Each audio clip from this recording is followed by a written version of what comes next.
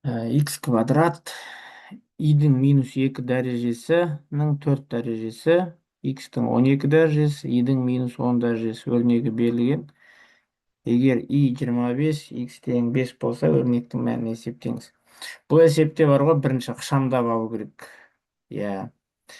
4 дәреже түбірастан 2 дәреже болып шығады. Сонда х квадрат. Мұнда қысқа и, енді қысқа и проблема емес, енді жаза береміз. Мына жерде минус 2-ның квадраты болады. Түбір 4 дәрежені квадрат қылады. Х-тің 12 дәрежесін түбір х-тің 6 дәрежесі қылады. И-дің минус 10 дәрежесін и-дің минус 5 дәрежесі қылады. Енді тең болады. Х-тің 4 дәрежесі көбейту и-дің минус 4 дәрежесі. Х-тің 6 дәрежесі и-дің минус 5 дәрежесі.